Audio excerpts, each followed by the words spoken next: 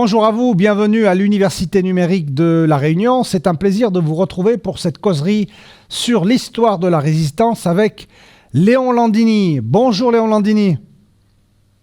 Bonjour monsieur, et je vous remercie de m'avoir invité parce que vous savez, le rôle joué par les FTP Mouli a tellement été effacé que les gens découvrent subitement, et ça a été une véritable découverte pour beaucoup de monde, le Manouchian et la personnalité de ses camarades, c'était totalement inconnu par la population française.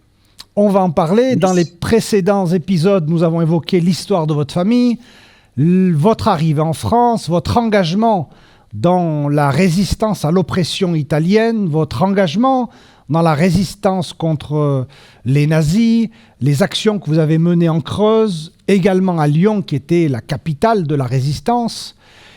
J'aimerais débuter cette nouvelle causerie par une question. De nombreuses femmes ont suspecté d'avoir eu des liaisons avec des Allemands, ont été tondues et maltraitées à la Libération. J'aimerais savoir ce que pense le résistant que vous êtes du sort qui leur a été réservé. Eh bien, un jour, j'étais précisément avec mon copain Étienne, parce qu'on était souvent ensemble, après la Libération.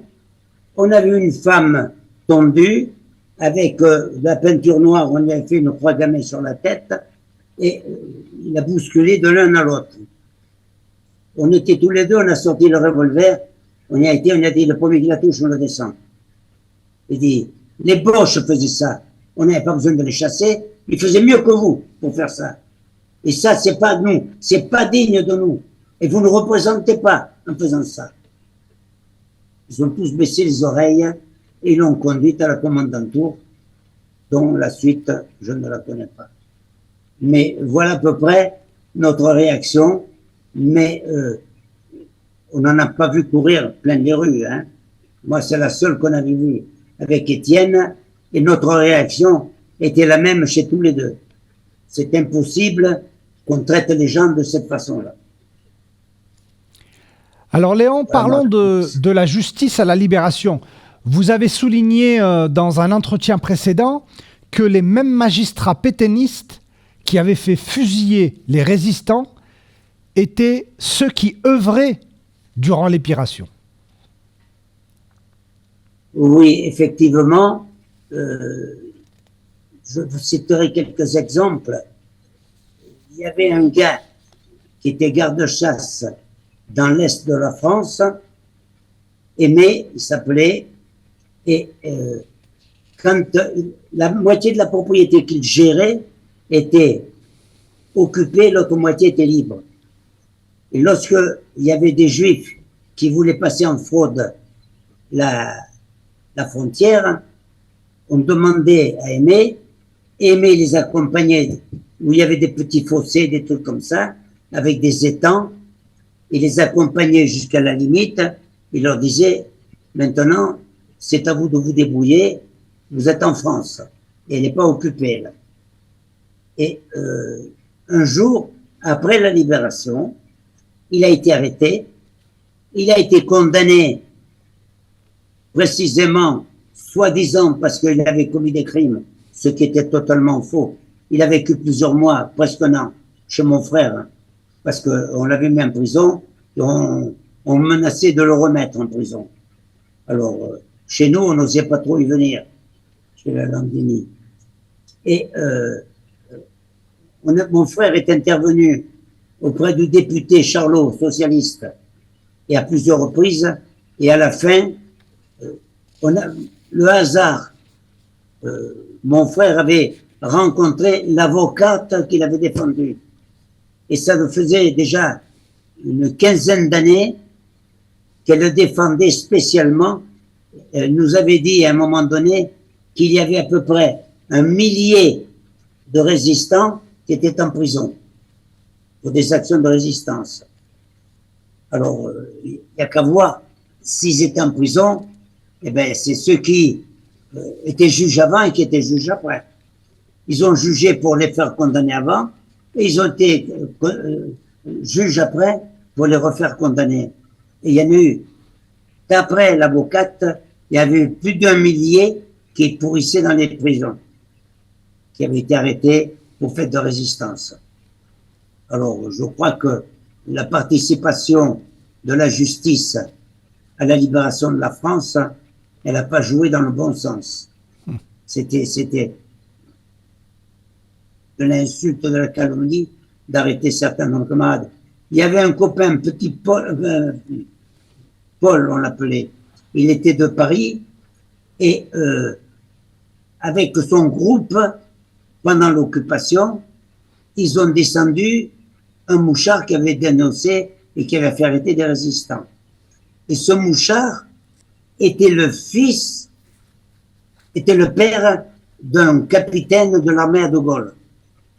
Et le fils, quand il a su que son père avait été tué par des résistants, il a porté plainte et le chef de groupe qui avait fait fusiller son père, c'était Paul, et Paul a été arrêté. 48 jours, on n'a jamais su ce qu'il était devenu pendant 48 jours. Et au bout de 48 jours, avec les listes de pétitions, etc., ils ont fini par le mettre en liberté provisoire. Il est mort 40 ans après, il était toujours en liberté provisoire. C'est-à-dire qu'il n'avait jamais été reconnu innocent du scandale que c'était de l'avoir condamné à la prison. Et lui aussi, quand ils sont venus pour l'arrêter à Paris, il avait une tante, la sœur à son père, qui habitait à côté de Saint-Tropez. Il a pris le train et il est venu se cacher chez sa tante. Mais les responsables des FTP de la région lui ont dit surtout pas, parce que ton oncle, le mari de sa tante, ton oncle, il est surveillé par la police. Si on voit débarquer un jeune gars qui arrive ici, ils vont vous arrêter tous les deux. Écoute, tu pars à Saint-Raphaël, tu vas chez Landini. Et un soir, j'arrive, je rentre à la maison, je vois ma mère. Qu'est-ce qui t'arrive, maman? Je dis, qu'est-ce qu'il y a? Monsieur, là, qui vient, alors je m'approche, je dis, qu'est-ce qui se passe? Il me dit, ben, c'est un copain de DFTP qui m'a envoyé ici parce que je viens de Paris et je suis recherché. Il ne faut pas qu'on me mette en prison. Oh, j'ai dit, moi, ces salades, ça ne me plaît pas. Hein. Écoute, il est tard, je ne veux pas te foutre à la rue maintenant, parce que si on te fout à la rue maintenant, tu vas te faire arrêter. Tu couches ici et demain matin, tu t'en vas. Mais nous, on ne veut pas de salade avec ça. Hein. Bon. Alors, il a mangé avec nous, il s'est couché, et le lendemain matin est arrivé le responsable du parti, puisque les FTP MOI, c'était le parti. Il est venu chez nous, il a dit, ben, vous ne l'avez pas foutu dehors, ben, écoutez, je vous remercie, j'avais pas le temps, j'osais pas vous téléphoner, on ne sait jamais les téléphones, on est toujours écouté, et j'avais peur que vous ne l'acceptiez pas, ben, vous avez bien fait parce que il risquait de retourner en prison pour un moment de temps. Et le type qui avait été tué, c'était pas lui personnellement qui l'avait tué, c'était le groupe qu'il commandait.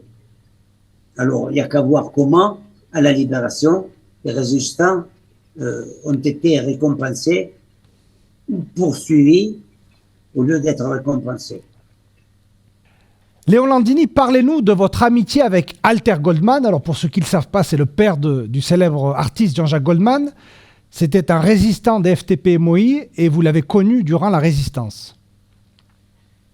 Il n'était pas résistant des FTP-MOI, il était le responsable des groupes de combat juifs à Lyon.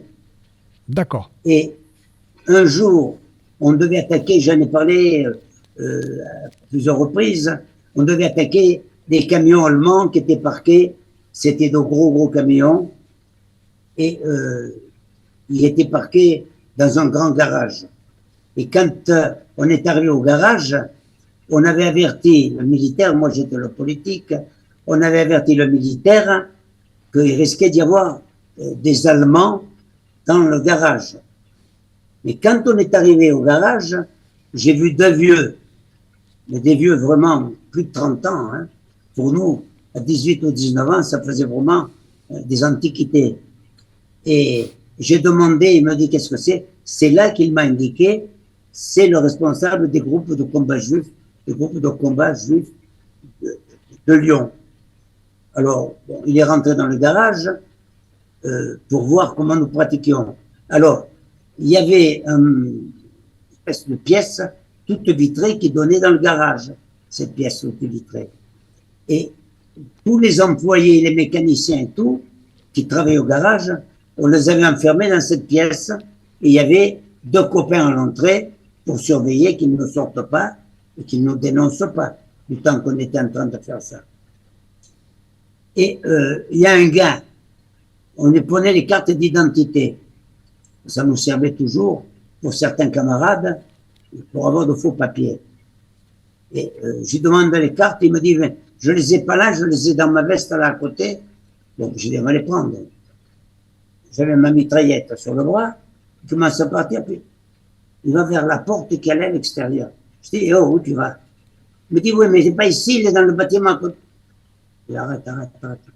Demi-côte. Des coups de mitraillette comme ça dans les côtes. Je dis, tu me prends pour qui? Tu me fais sortir dehors avec une mitraillette sur les bras. Hein? Tu voulais nous vendre. Allez, rentre. Il y a un coup de mitraillette dans le dos, là. Et je l'ai là-dessus. Il y avait une chaise, j'ai dit, assieds-toi là. Et celui qui les gardait, là, c'était le petit espagnol que j'ai déjà parlé. Je lui dis, si seulement il se dresse, tu le descends. Parce que c'est un type dangereux, celui-là. Il a cherché à nous vendre tout à l'heure. Il nous a pris pour des enfants de cœur. Si bouge, descends-le. Et donc, le type n'a plus bougé. On a mis des bombes dans tous les moteurs. On a fait sauter tout ce qu'il y avait dedans. Et on a ouvert les portes des prisonniers. On a dit, sortez, ne restez pas là, ça va exploser. Et nous, on est partis derrière. Et on est parti, il y avait la Seine, ou la Saône, je ne sais plus. Il y avait un pont, et on est passé sur le pont pour aller de l'autre côté. Et quand on était sur le pont, il y avait les gens qui disaient, c'est bizarre, ça explose de partout, il n'y a pas d'avion. Comment ils font pour bombarder sans les avions?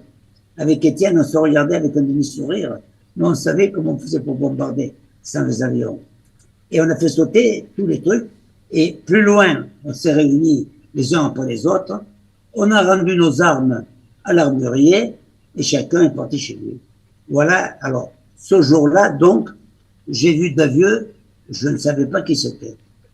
Et puis, peut-être 20 ans après, peut-être un peu plus, j'avais préparé une exposition parce que si les autres se sont acharnés avec un ostracisme à faire disparaître le rôle des FTP-MOI, qui était une organisation communiste, les FTP-MOI était une branche armée du Parti communiste. Il faut le savoir, ça, parce que pas beaucoup de gens le savent. Et il y a des gens qui disent non, mais c'était une branche des FTP. C'est pas vrai. C'est pas vrai.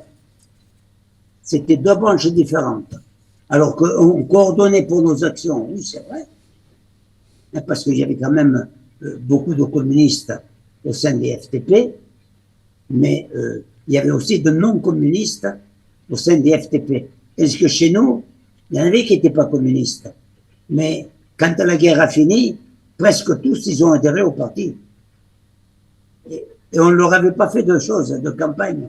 Mais ils avaient constaté que les seuls qui se battaient vraiment pour la libération de notre pays, pour un monde meilleur, une France libre, forte, indépendante, démocratique et souveraine, c'était nous qui employions ça. Et le programme du Conseil national de la résistance, j'ai à maintes reprises écrit et dit que le programme n'a pas été écrit par des écrivains, il a été écrit avec le sang des combattants qui ont donné leur vie pour changer ce monde, pour qu'on puisse vivre dans un monde libre, pour qu'on puisse vivre bien.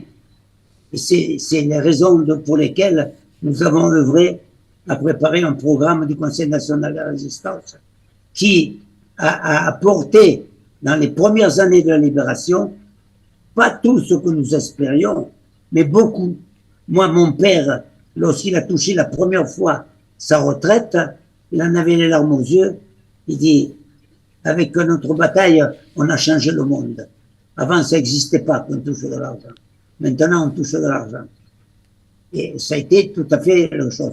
Et encore aujourd'hui, pour revenir, pour lier les deux, celle des combats et celle du groupe de l'FTP-MOI et de la résistance, le programme, eh bien, c'est une suite normale.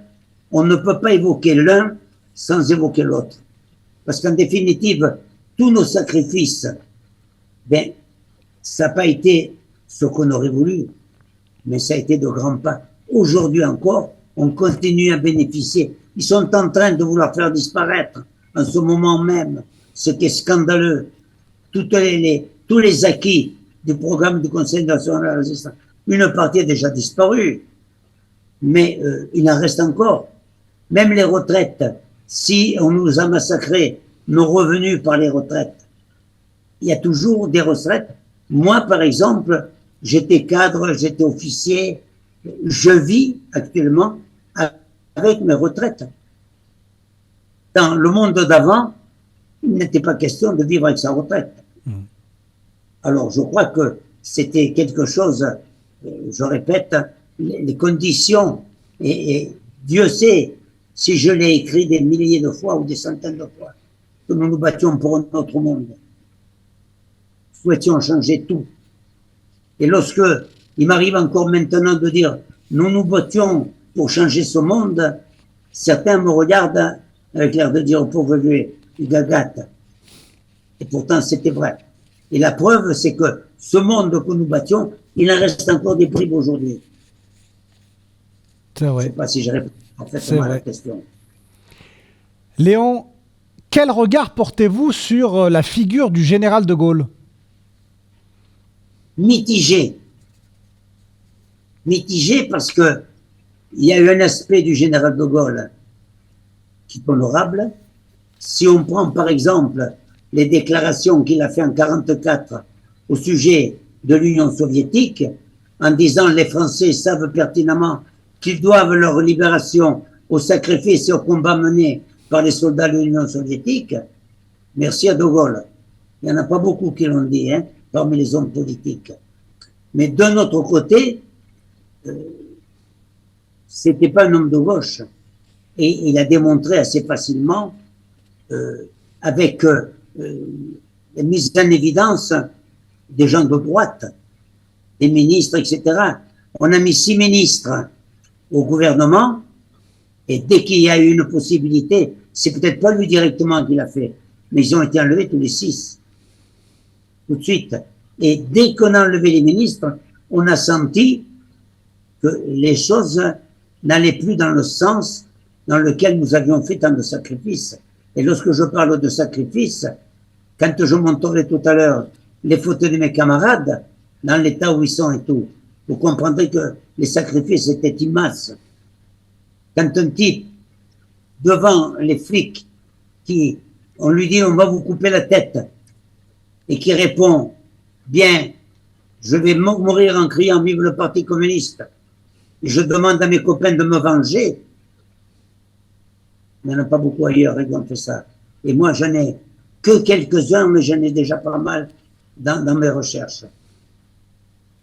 Voilà, je crois que là aussi, les quelques mots que je dis permettent de comprendre quels ont été les sacrifices consentis par tous les vrais résistants, parce que lorsque il y a eu à un moment donné certaines situations qui ont changé, eh bien, on a vu que ceux qui n'étaient pas des vrais communistes, ils défendaient plus les intérêts de la classe ouvrière. Alors que nous, moi encore maintenant, je continue à défendre les intérêts des gens qui travaillent et qui nous permettent de vivre en mangeant convenablement, malgré toutes les restrictions. Bien qu'en France, actuellement, tout le monde ne mange pas sa faim. Et ça, c'est pas dit. On ne le dit pas, on le cache.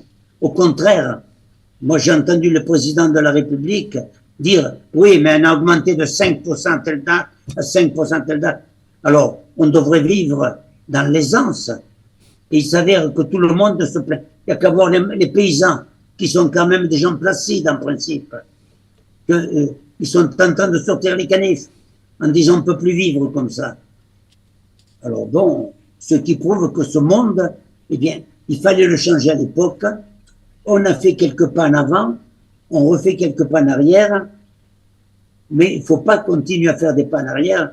Il faut remontrer aux gens notre décision, notre responsabilité, et qu'on ne quittera pas les combats politiques tant qu'on n'en arrive pas aux militaires, parce que suivant les cas, ça risque d'arriver, n'est-ce pas? Et quand on voit ce qui se passe dans certains pays, et que le gouvernement français appelle à envoyer des hommes là-bas, on se dit, mais enfin, qu'est-ce que ça veut dire? Est-ce qu'on peut tolérer ça? Et dans l'ensemble, le bourrage de crâne, on ne s'en aperçoit pas de cette goutte qui tombe tous les jours, qui finit par faire un trou dans la pierre. Et pourtant, quand on milite et qu'on est attaché du plus profond de son être à changer, vouloir changer ce monde, eh ben, on se dit, mais c'est pas possible qu'on en soit revenu à ça. Voilà, grosso modo, le fond de ma pensée. Léon, évoquons une autre grande figure de la résistance. Jean Moulin, que pensez-vous de son arrestation et de son exécution? Il y a certaines zones d'ombre, vous étiez résistant à l'époque, vous signalez par exemple que l'un des participants à la réunion avec Jean Moulin avait été arrêté par la Gestapo 48 heures auparavant. Oui, effectivement. J'ai dit tout à l'heure que pour De Gaulle, il y avait des aspects, et puis il y en a d'autres qui sont bien sombres. Une question que je vais vous poser, tout au moins, je ne vous demande pas d'y répondre, mais d'y réfléchir. Si Moulin n'était pas mort, qui aurait dirigé la France? Il y avait un duel entre De Gaulle, qui avait combattu en Angleterre, et Moulin qui avait combattu en France. Et mon Dieu, à un certain moment, il gênait Moulin. Alors, dans quelles conditions? Il y a un film par Perret qui a été fait, et où il y a Aubrac qui dit, la fois où on a tous été arrêtés, Jean Moulin était avec moi, on était les deux derniers à rentrer à la Réunion. Moi, ça m'a fait un peu sursauter. Comment il savait que c'était Jean Moulin? C'est Jean Moulin qui est rentré avec moi. Et que justement, on dit que personne ne savait qui était Jean Moulin dans ceux qui avaient été arrêtés. Et qu'on ne cherchait pas Jean Moulin, on cherchait Max, un surnom. Qui avait trahi? Oui, il y en a un qui a été arrêté et qui a été relâché. Et qui ensuite à être sorti, il a cherché à avoir des renseignements sur Moulin en particulier. Comment se fait-il que on fasse, quand ils ont fait la première réunion, et que je dis que Aubrac a dit, je suis rentré le dernier en compagnie de Jean Moulin. Cette réunion, il y a un des participants qui dit, on avait donné rendez-vous aux membres qui devaient participer à la réunion, à 500 mètres au loin, on allait les chercher un à la fois, parce que personne ne savait, à part les organisateurs, personne ne savait où il y avait la réunion. Et là, que tout le monde savait où il y avait la réunion, qu'il y avait une même chose, j'ai perdu les noms, un amiral qui n'avait pas pu y aller, et il avait donné pour y aller à celui qui venait d'être arrêté par la milice et par la Gestapo, et qu'on l'avait relâché. Et c'est lui qui lui a dit, tu vas à la Réunion à tel endroit. Mais enfin, qu'est-ce que c'est tout ça? Alors, bon, on n'a pas de preuves fermes qui démontrent, mais assez de suspicion pour être très turlupiné par ces choses-là, en disant non, c'est pas possible que on fait une réunion, ils viennent, les principaux dirigeants nationaux sont là, avec Jean Moulin, avec Aubrac, avec d'autres, et aucune disposition pour se sauver. Même pas quelqu'un dans la cour avec un sifflet, pour siffler, éventuellement qu'il puisse se sauter par les toits, quelque chose. Ils se sont fait attraper là comme des couillons. Alors, c'est pas surprenant ça. Alors voilà, moi je dis que c'est très surprenant et très inquiétant, et que la confiance, eh bien, en Provence on dit « Fais des bains à Jean et tu le rendras cagant. Fais du bien aux gens et tu le rendras chiant. » Et souvent, quand on pense bien faire, qu'on fait plus que ce qu'il aurait fallu faire, ça nous revient dans le nez. Alors bon, et là, je répète, Jean Moulin avait fait confiance à des gens qui n'avaient qu'une chose, c'était de le faire cuire. Pas tous. Passionnant propos de Léon Landini, l'histoire vivante. On se retrouve très bientôt pour un nouvel épisode.